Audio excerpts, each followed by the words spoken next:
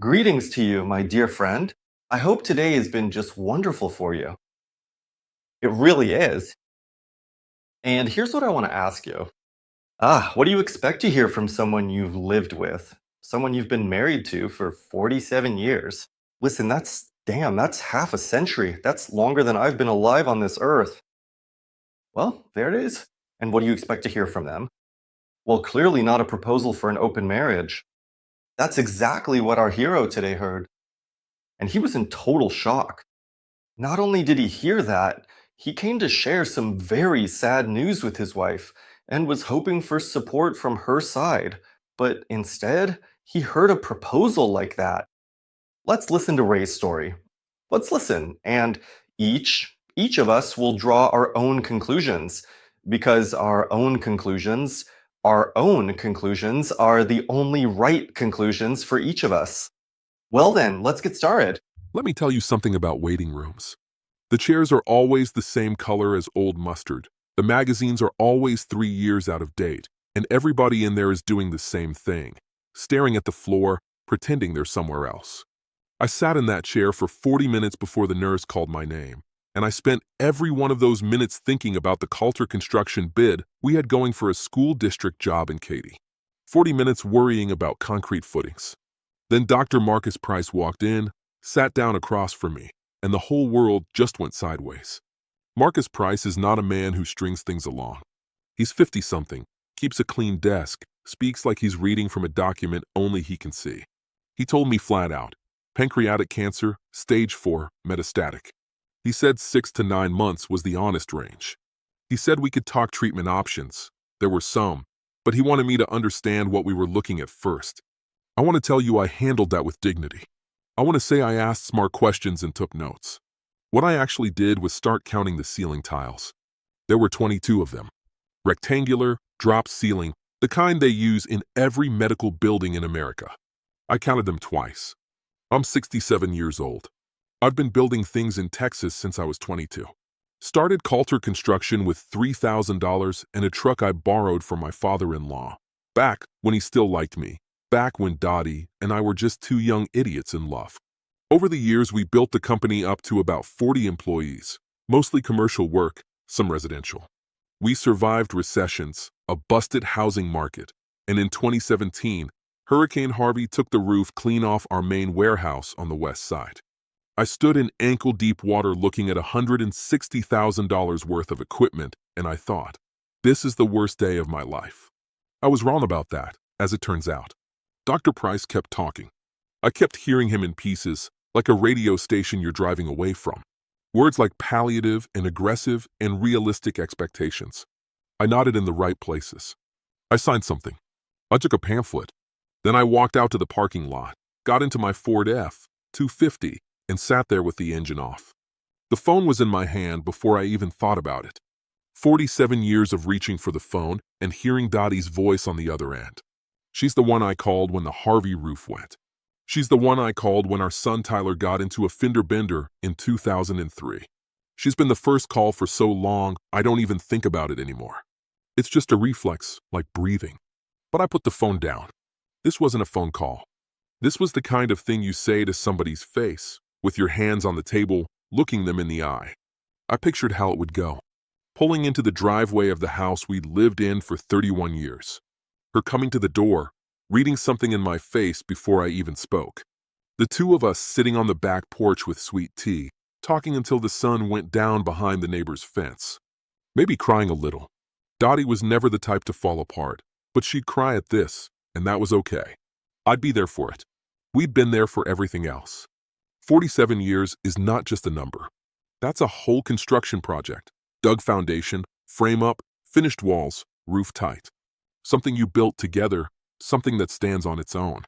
Last time I cried was when the Cowboys got knocked out in the playoffs back in 2009. Ask my kids.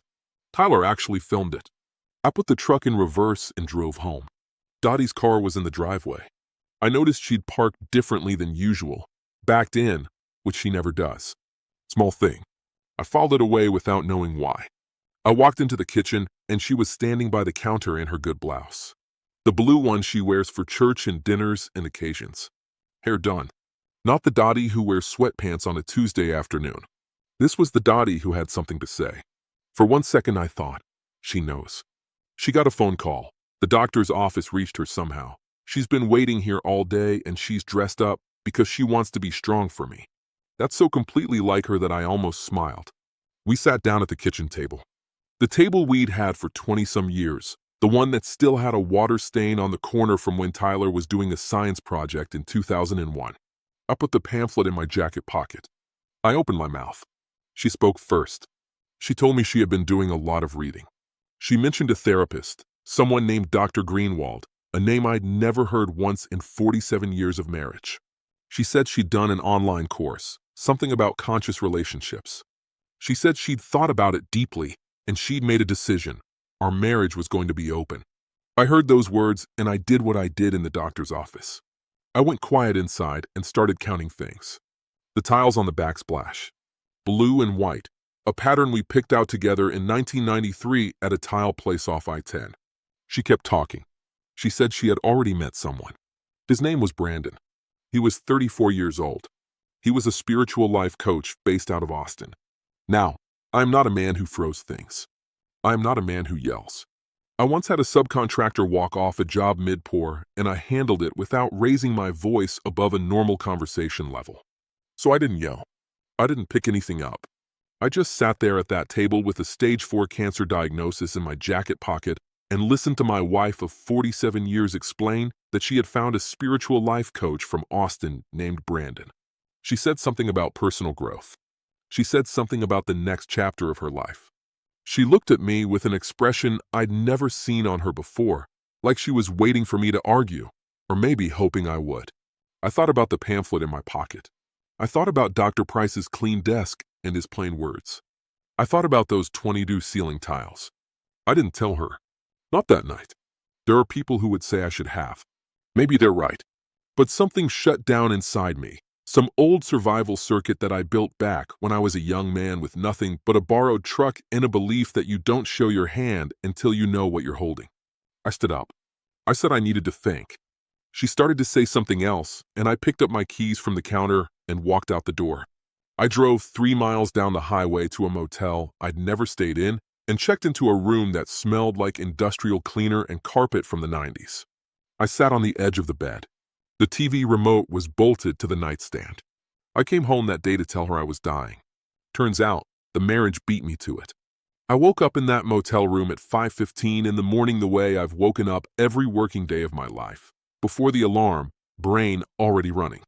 Only this time there was no job site to think about. There was just a king bed with thin pillows and a decision to make. Here's what I knew about myself by 6 a.m. I was not going to fall apart. I was not going to go back home and pretend the conversation hadn't happened. And I was not going to make a single move until I knew what I was actually dealing with. I called Jimmy Reeves. Jimmy and I go back 30-plus years, back to when we were both working construction, and he was the guy who noticed things other people didn't notice. Security gaps, missing permits, workers pocketing materials. Had a nose for it. He left the trades in the 90s and went into private investigation, set up a small office in San Antonio. He's done work for me twice before, background checks on project managers I was thinking about hiring. Both times he found things that saved me real money. Jimmy is 65 years old, still works alone, and he is the most unflappable human being I have ever known. I told him everything. The diagnosis first, then Dottie, then Brandon. I gave him the name and what little else I had. Spiritual life coach, Austin-based, 34 years old. He was quiet for a moment on the phone. Then he said, "Buddy, that's a lot for a Tuesday." That almost made me laugh. I must. He told me he'd start pulling records and call me in a week. He called me in 6 days. Brandon Wells, 34 years old. Jimmy had 4 pages on him, and not one page was good. 3 divorces before age 34, the first at 26, which takes effort. Credit card debt totaling approximately $140,000 spread across 9 cards, 3 of which were currently in collections. His coaching business, Brandon Wells Authentic Living, LLC, was registered in Travis County but had filed no tax returns in the past 2 years. His Instagram account showed 12,000 followers, and Jimmy's contact, who does digital forensics, estimated somewhere north of 60% of those accounts were inactive shells. Before Dottie, there had been a woman in Dallas, a widow named Patricia. Jimmy didn't give me her last name, said she'd asked for privacy when he interviewed her. Patricia had met Brandon through a grief support community online about 3 years back. He'd been attentive, present, all the right words. They dated for 8 months. Somewhere in month 6, she added him to her brokerage account as a joint holder. Just to make things simpler, he'd said. 2 months later, he'd moved $90,000 out of that account and was gone. Patricia had consulted an attorney but ultimately declined to press charges because the joint account structure made the legal situation murky and expensive. She told Jimmy she just wanted him gone from her life. I sat in my truck in the motel parking lot and read all 4 pages. Twice. My wife had traded 47 years of real for 34 years of Instagram. I'm not a man who believes in signs or fate or any of that. But I will say this. Reading that report made something settle in me, like a level coming to rest on a flat surface. Whatever I'd felt in that kitchen, the confusion, the vertigo of it, cleared out. I knew what this was now. I knew what Brandon Wells was. And I knew what I was going to do next. I have 3 kids. I should probably have called them sooner. That's on me. Cole is 44. He lives in Dallas and has run the day-to-day operations of Coulter Construction for the past 6 years. He's the one who gets to the office before anyone else, who still reviews every contract personally, who took over the Katy School District bid the morning I was in Dr. Price's waiting room reading a 3-year-old magazine about bass fishing. Cole is the kid who always needed to be the one who fixed things. Even when he was 8 years old and the dishwasher broke, he was under the sink with a wrench before I got home from work. Didn't fix it. Made it significantly worse, actually. But he tried. Lori is 41. She lives in Austin with her husband Garrett and their 2 kids, Jake, who's 9, and Macy, who's 6. Lori is the one who calls on Sunday mornings, the one who remembers every birthday in the family, including mine, which I myself have occasionally forgotten. She's got her mother's instincts and her father's stubbornness, which made her adolescence an experience I don't fully recommend. Tyler is 36 and lives in Fort Worth. Tyler is the one who never quite landed on what he wanted to do, bounced through a few careers, currently does something in logistics that I understand in outline, but not in detail. He's also the one who showed up at my door at 2 in the morning the year Lori's husband was in the hospital and sat with her kids all night so she could be at the hospital. He didn't tell anyone he did that. I only found out from Macy 2 years later. I called them one at a time. I told each one the same thing in the same order. The cancer first, then their mother. I gave them the facts straight. Stage 4, pancreatic, 6 to 9 months. Dr. Marcus Price at the Oncology Center in Houston. Then I told them about Dottie and Brandon and the kitchen table conversation in the motel room. Cole was quiet for about 4 seconds and then said, "Okay, here's what we're going to do." I had to tell him to stop. There was nothing to fix yet. Lori cried. When she stopped, her first question was, "Does Mom know about your diagnosis?" I told her no. She went quiet again, and I could hear her working something out. Then she said, "Dad, you need to tell her." I said I would in my own time. Tyler didn't say anything for a while, long enough that I checked the call was still connected. Then he said, "Dad, I'm getting in the car right now."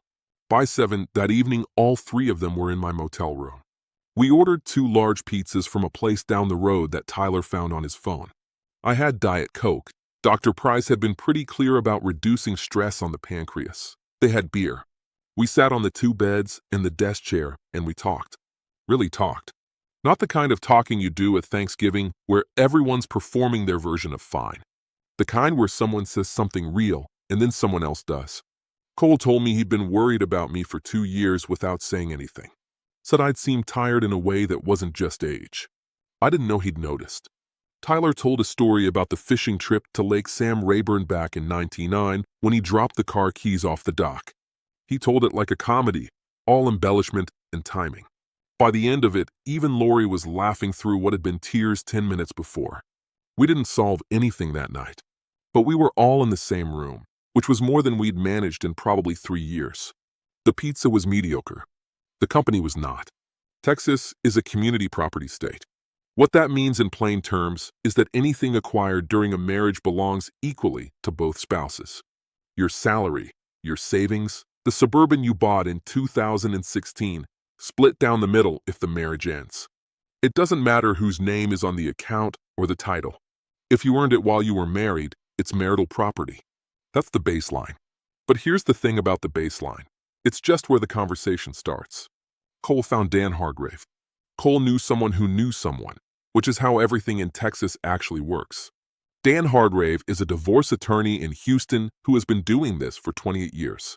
He's a small man, can't be more than 5'7", bald, dresses like he's billing by the hour, even on a Sunday, speaks at a speed that suggests he has never once waited for a thought to fully form before beginning the sentence.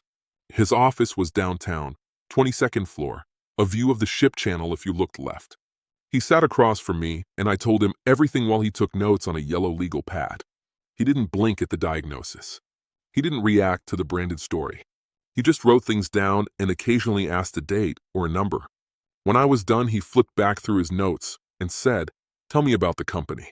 I told him. Coulter Construction was incorporated in 1981, 2 years before I married Dottie in 1977. Wait, let me correct that. I married Dottie in 1977. I incorporated the business in 1981, for years into the marriage. I'd started it as a sole proprietorship before we married, operating under my own name with a handful of small jobs. When I incorporated, I structured it as a closely held corporation with myself as the sole shareholder. Dan asked about commingling, whether Dottie had ever had ownership interest, whether marital funds had been used to capitalize or grow the business. This is where it got careful. Yes, marital funds had contributed to the business over the years. That's unavoidable over 4 decades. But in 2019, something happened that ended up being the most important piece of paperwork in this whole story. A business partner of mine, a man I won't name here because I don't believe in that, tried to force a buyout by going through his wife's community property claim on his stake in a joint venture we shared. It was a legal maneuver and it was ugly. Our attorneys sorted it out, but it scared me. So I sat down with my lawyer at the time and with Dottie, and I had a post-nuptial agreement drawn up. It clarified that Coulter Construction was my separate property, that Dottie had no ownership claim on the business, and it documented the structure clearly. Dottie signed it. She had her own attorney present. I paid for that attorney, and that payment was in the billing records. She signed it before a notary. She had every chance to read it and ask questions. She signed it in about 4 minutes. Dan Hargrave looked up from his legal pad when I told him that. His pen stopped. He said, "Mr. Coulter, that document is going to matter a great deal. I'm not proud of the fact that she signed it without reading it. I want to be clear about that. But I also know what I built over 46 years, and I know what I was trying to protect. And I know that I gave her every legitimate opportunity to understand what she was agreeing to. She chose not to take it. The retirement accounts, my IRA, and a 401k from back when the business had a plan would be handled under Texas Family Code, divided based on the portion accumulated during the marriage. Dan said there'd be a QDRO, a qualified domestic relations order, to handle that cleanly. Some of it would go to Dottie.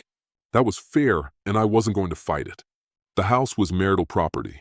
Bought in 1992, paid off in 2014. Dan said that would be the main point of negotiation. We talked for 2 hours.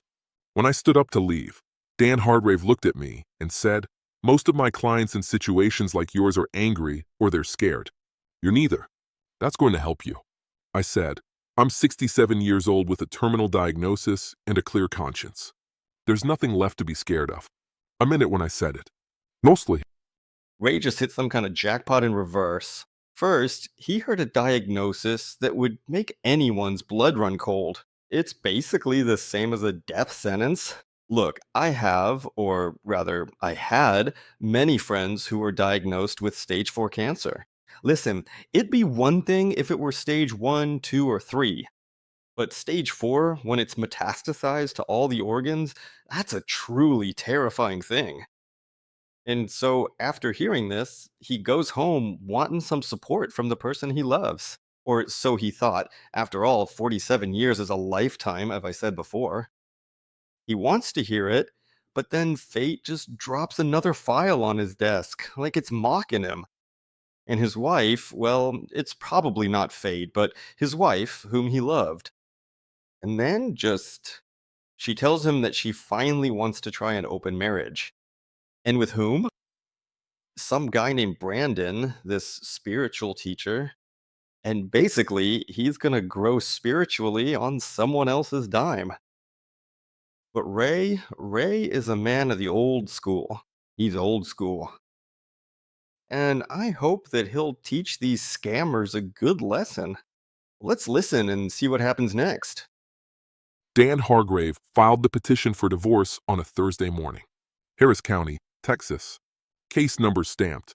Copy served to Dottie at the house on Friday afternoon by a process server named Gerald, who told me later she opened the door in a bathrobe and stood there reading the first page for a long time before she said anything. I know all this because Gerald is Jimmy's cousin. Small world, Texas. Dottie called me that same evening. First time we'd spoken since I walked out of the kitchen 2 weeks prior. I was sitting in the motel room eating a pulled pork sandwich from a place down the road that Tyler had found when he was here, and my phone lit up with her name. I let it ring once. Then I picked up. She was not calm. She told me I was being cruel. She told me I was punishing her for being honest with me, which was rich, considering the sequence of events. She said she had given me 47 years of her life, and this was what she got. She said she'd talk to an attorney and she'd fight this, and I would regret every part of it. I let her finish. Then I said, Dottie, I came home that day to tell you I was dying. You didn't give me a chance. Long silence. I mean long. I could hear the refrigerator hum in the background, the one we bought in 2011 that made that particular low sound, like a note being held just slightly flat. She said, what do you mean you were dying?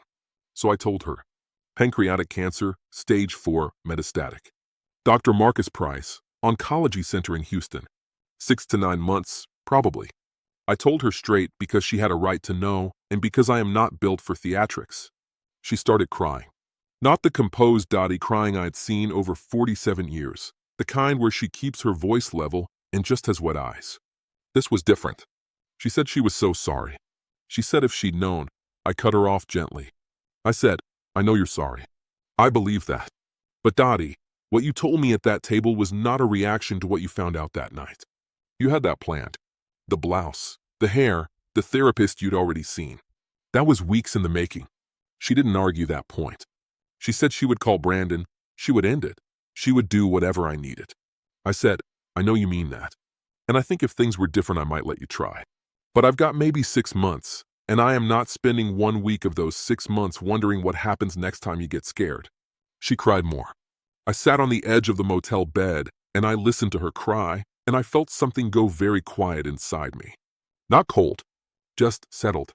Like a job site after the crew leaves, and the equipment goes off, and the whole place just rests in its own silence.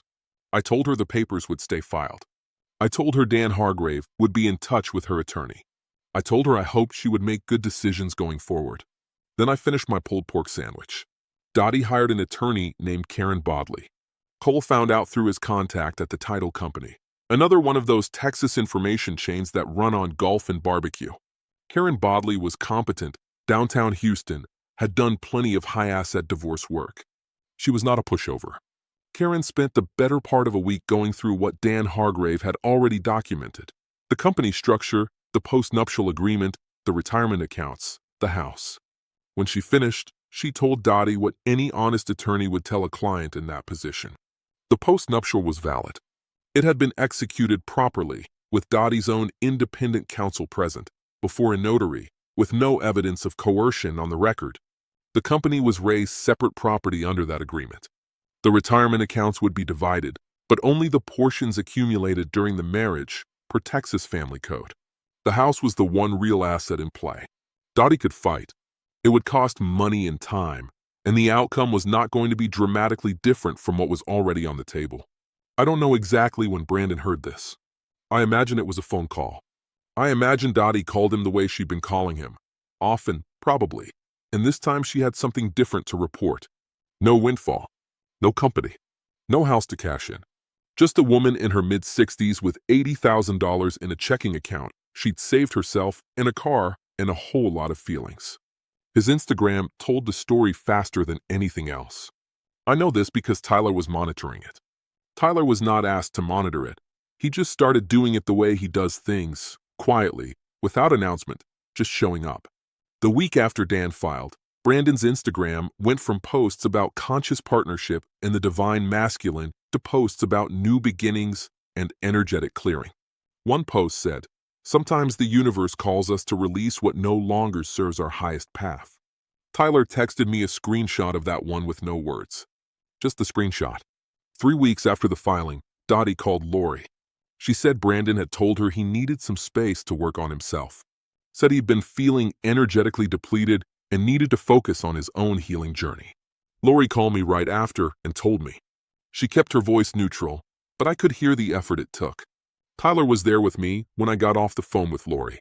He looked up from the chair he was sitting in and said, "Called it." I said, "Son, a man who builds something from scratch can always spot someone who's only there for the end of the job." Howard thought about that for a second. Then he said, "That's real, Dad." It was every word. Here's the part where I explain how the clock works, because it matters. Texas Family Code requires a 60-day waiting period between the date a divorce petition is filed and the date a court can enter a final decree. The law calls it a cooling-off period.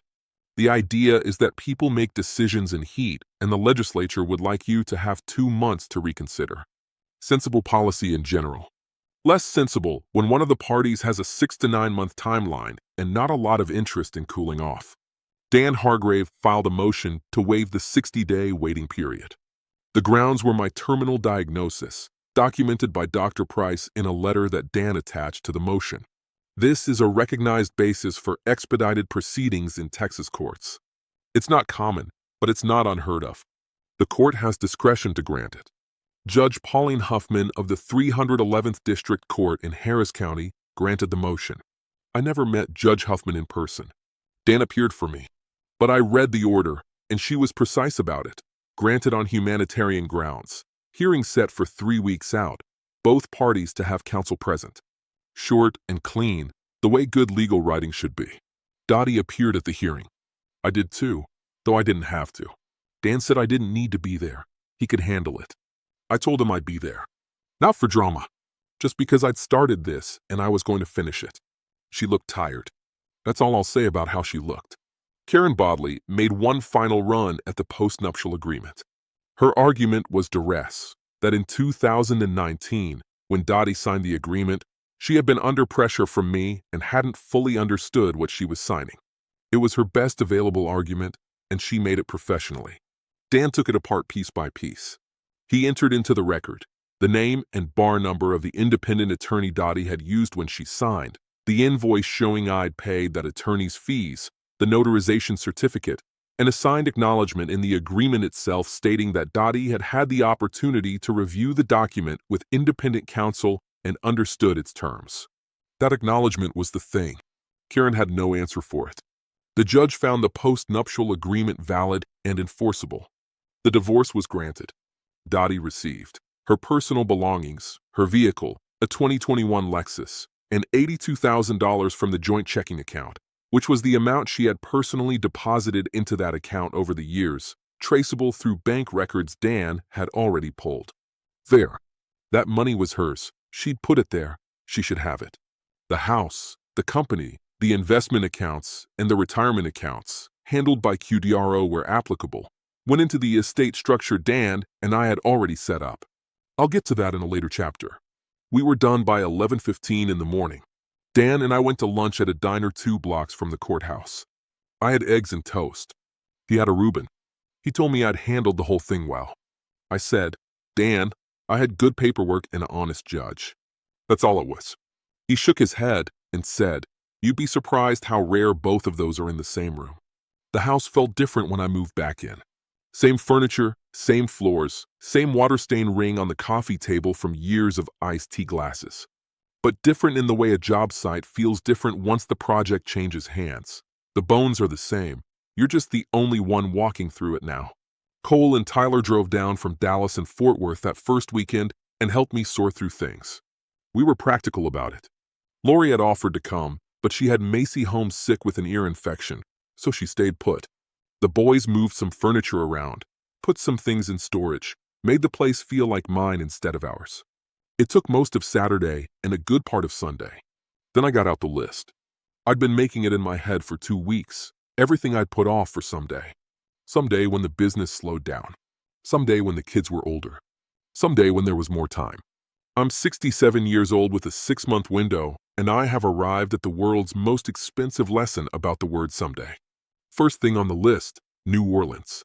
I'd been to New Orleans exactly once, in 1989, for a construction trade conference, and I'd spent 3 days in a convention center and 1 night on Bourbon Street. That is not New Orleans. That's a costume. Tyler came with me. We drove instead of flew because Tyler doesn't love flying and I wasn't in a hurry to get anywhere anymore. We left on a Tuesday, took the I-10 East, got into the city by late afternoon. Stayed 4 nights at a hotel in the Garden District that cost more per night than I used to spend on hotel rooms per week. Worth every dollar. We ate at places I'd had bookmarked for years in a folder on my phone called Someday.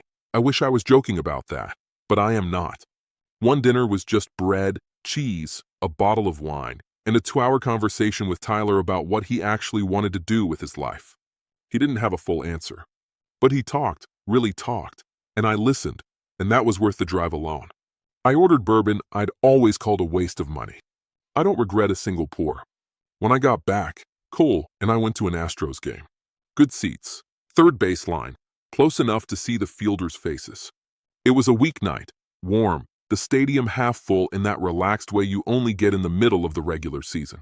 We had hot dogs and talked about the business, about where Cole wanted to take it, about the school district job in Katy that had finally been awarded. He'd gotten the contract. I told him I'd known he would. Lori brought Jake and Macy down the following weekend. Jake had been asking about guitar since Christmas. One of those kids who'd heard something on the radio and decided that was it. That was the instrument. I'm no professional. I took lessons for about 6 months in 2004 before the business ate my schedule. But I know enough. I sat on the back porch with Jake and showed him how to hold a chord. His fingers weren't long enough yet to reach properly, and he mashed about every note for the first hour, and he kept going anyway. That kid has something in him. The video started around this time too. I'd sit in the living room in the evenings with my phone propped against a stack of books and just talk. Not scripted, not edited. Just me, looking into the camera, talking to whoever would eventually watch it. I told the story of the borrowed truck and the $3,000. I told the story of the Harvey roof and the ankle-deep water. I told the story of meeting Dottie at the VFW Hall dance in 1977. She was wearing a yellow dress. I stepped on her foot within about 30 seconds of introducing myself, and she still gave me her phone number. I don't entirely understand how that worked out in my favor, but it did. I made 23 videos. Some are long, some are 5 minutes. Cole has them all saved in 3 places because Cole is Cole. My health was sliding, slower than I expected, but sliding.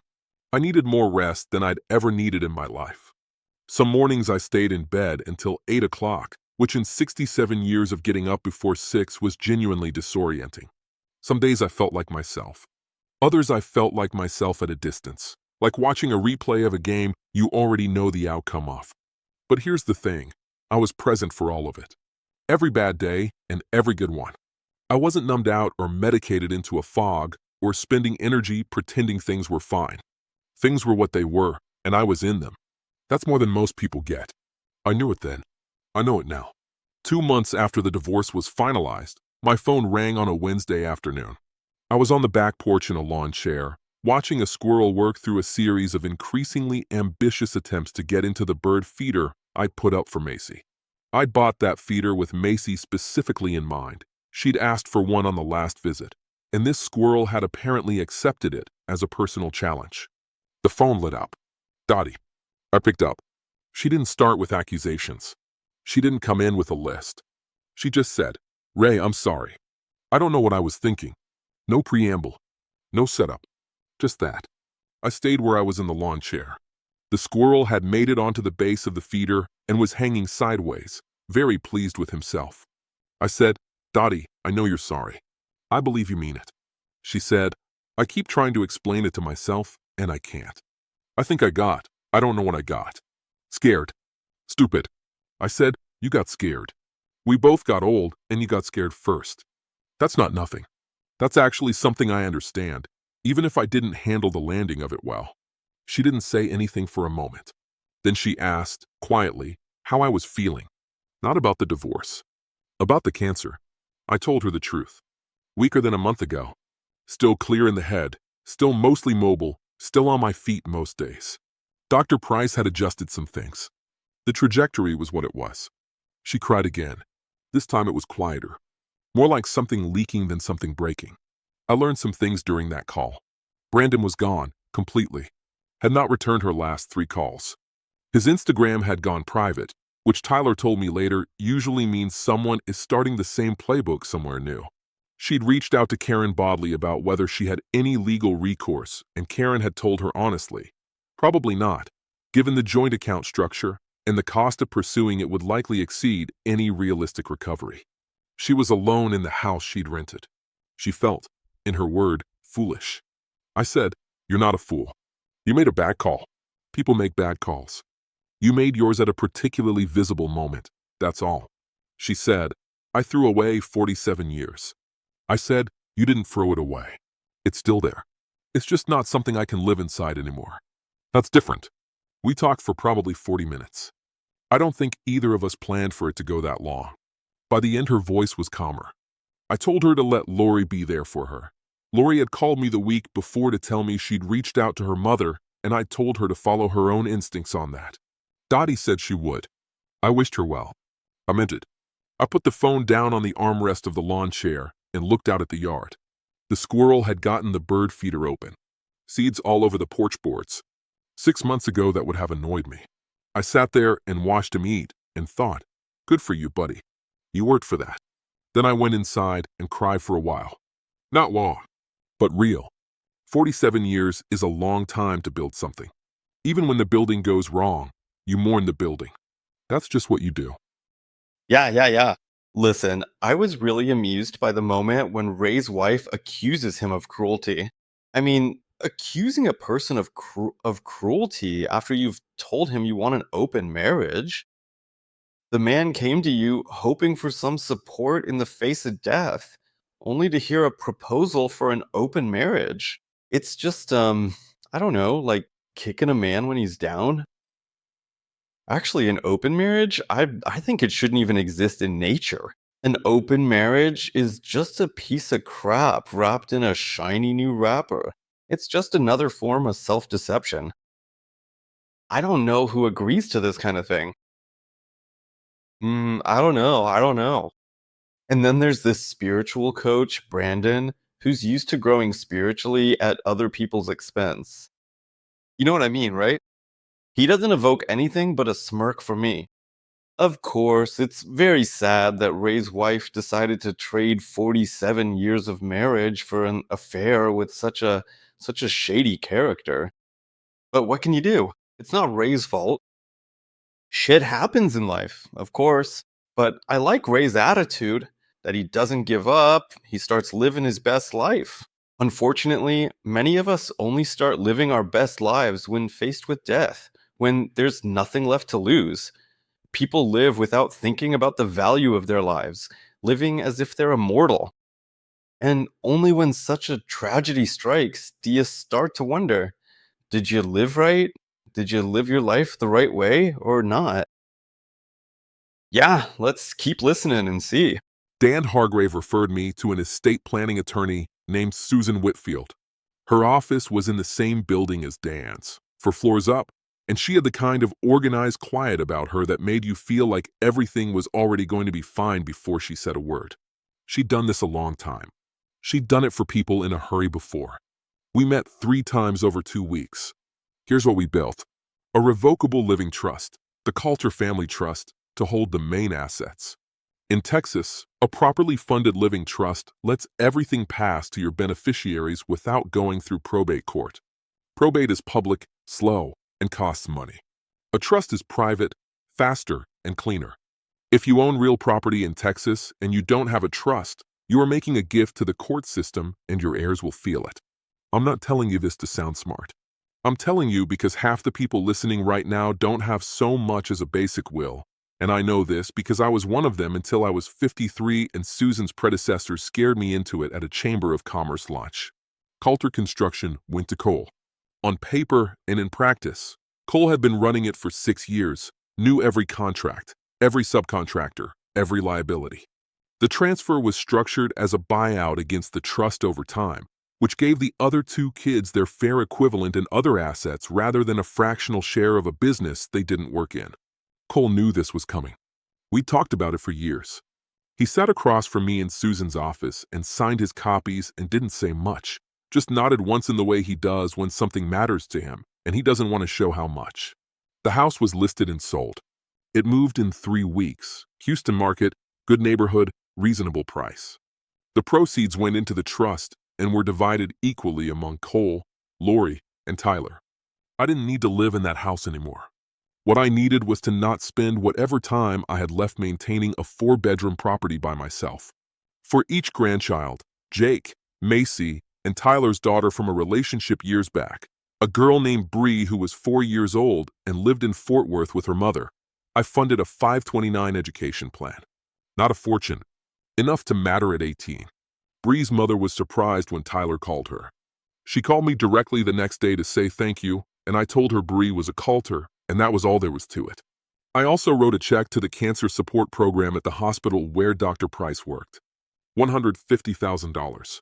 The program paid for transportation and housing for patients coming in from outside Houston for treatment, people who couldn't afford the logistics of being sick far from home. I knew something about logistics now.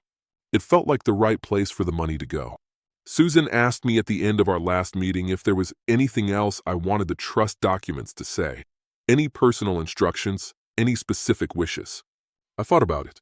I said, just make sure the videos go to all 3 kids at the same time. Don't let Cole manage the distribution. Fill out a spreadsheet.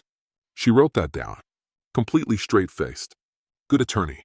I want to be plain about something before I move on. Choosing hospice is not the same thing as giving up. I want to say that clearly because people get it wrong.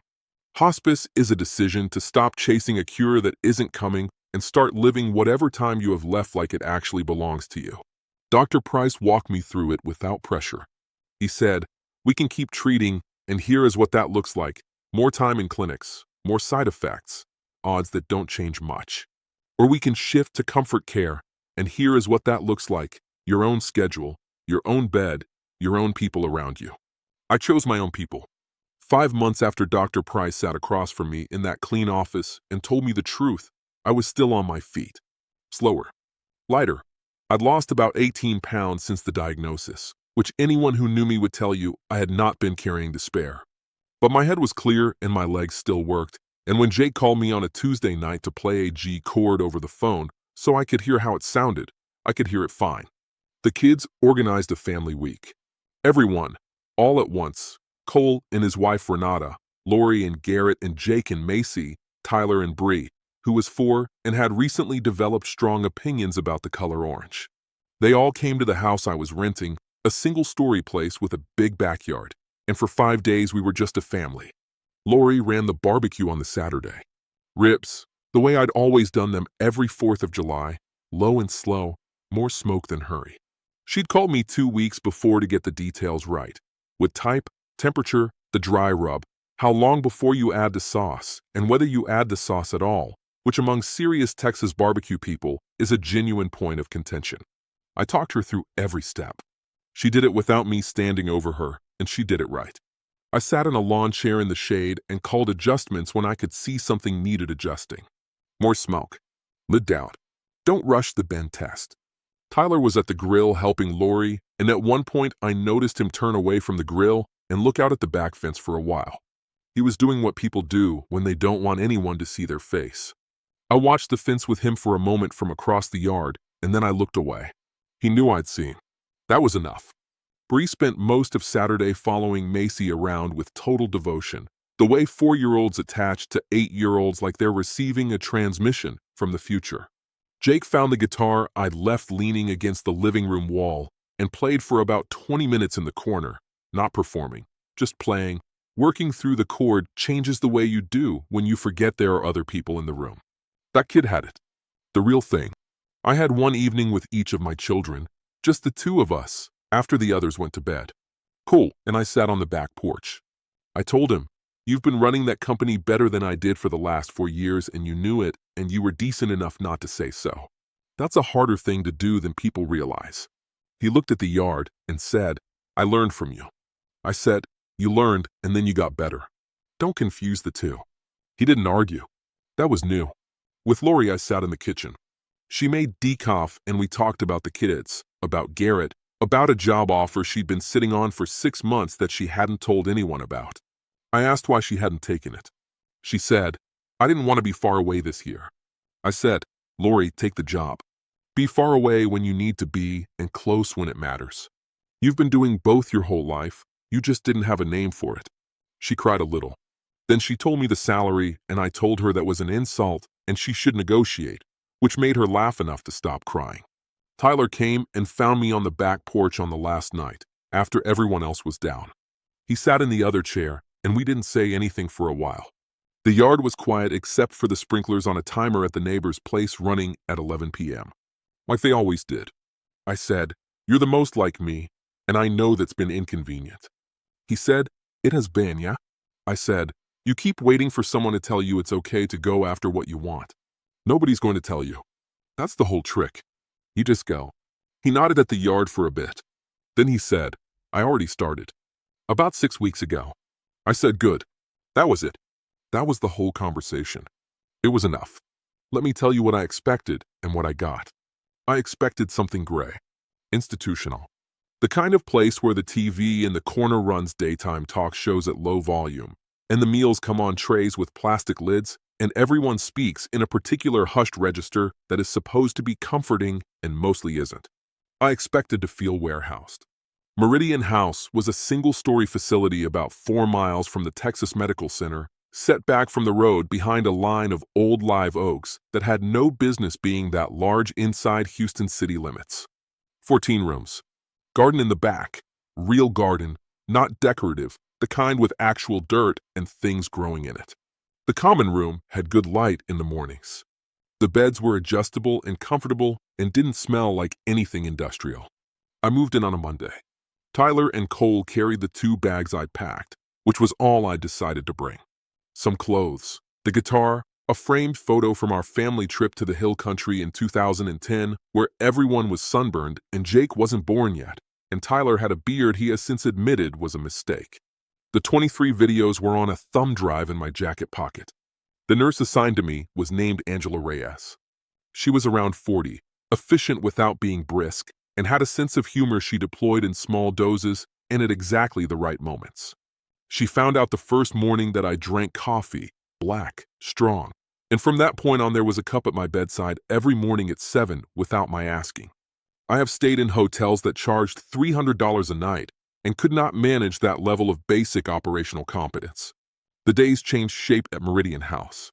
Not dramatically at first, then more so. I slept more. I read more.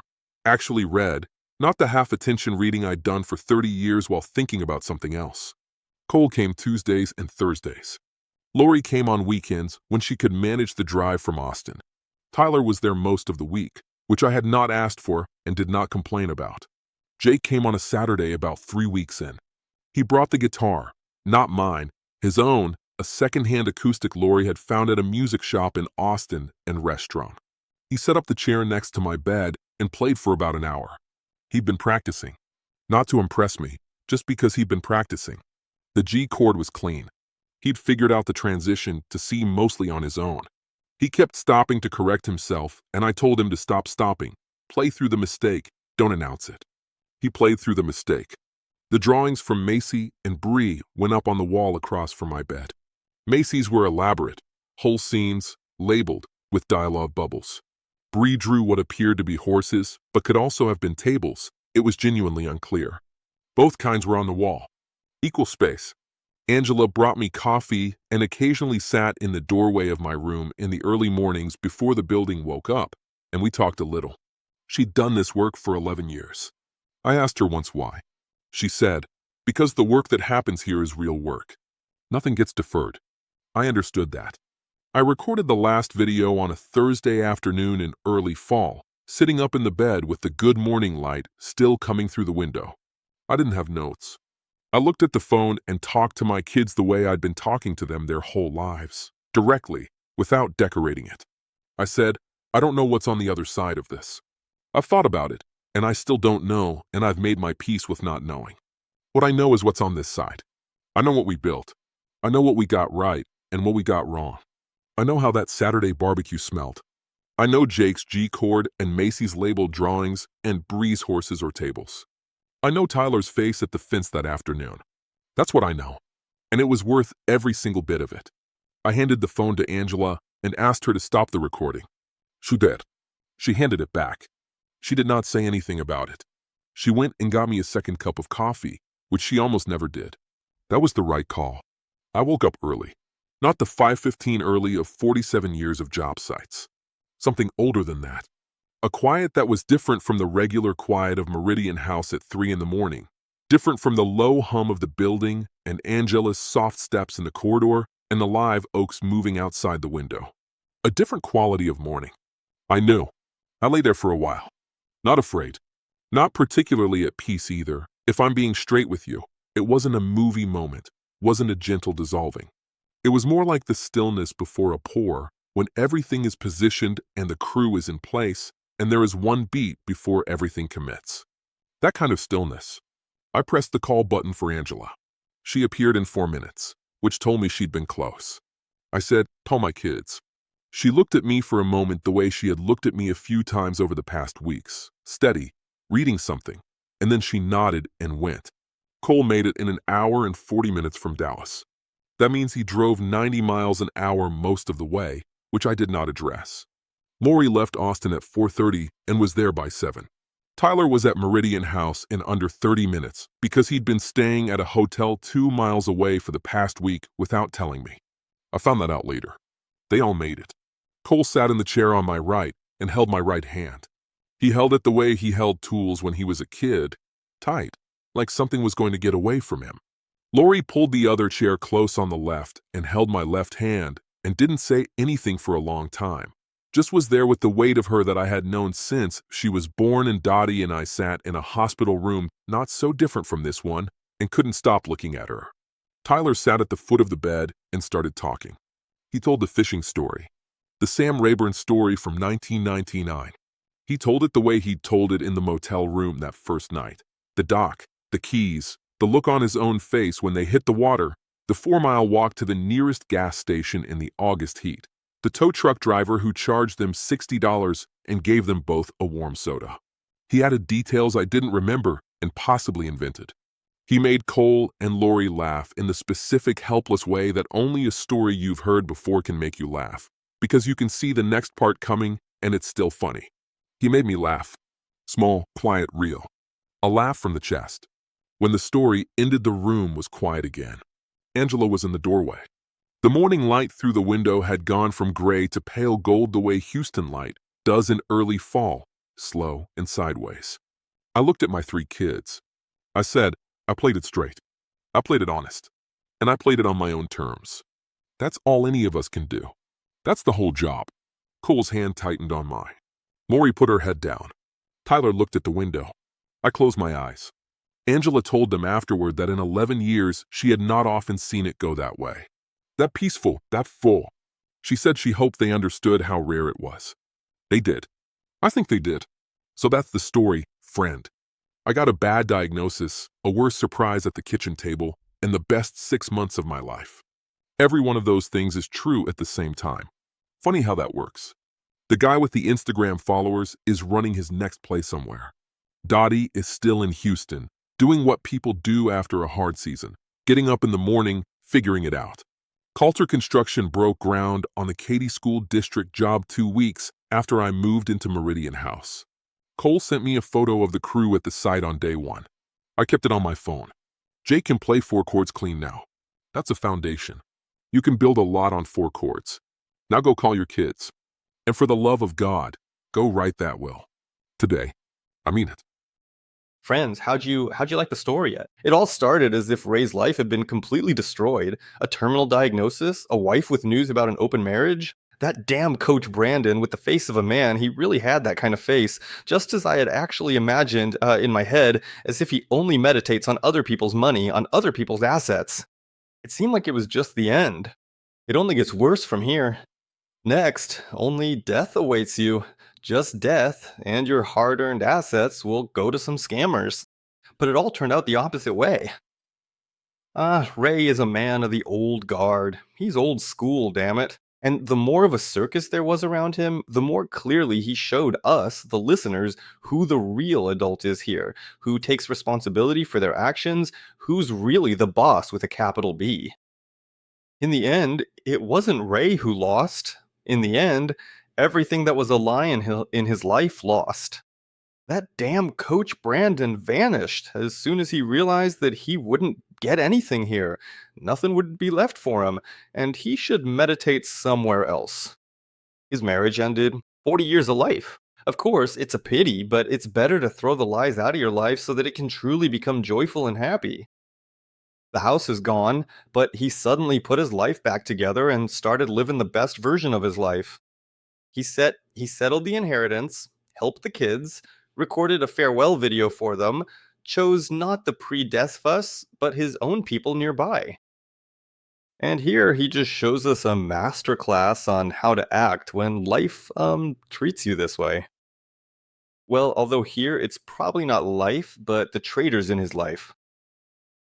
To be honest, I think, in my personal opinion, and I could be wrong, of course, we all make mistakes sometimes, that this story isn't about how scammers took everything from a man, took his family, took his life, took his health, but about how at the end of his life, a person understands what he really has that's valuable.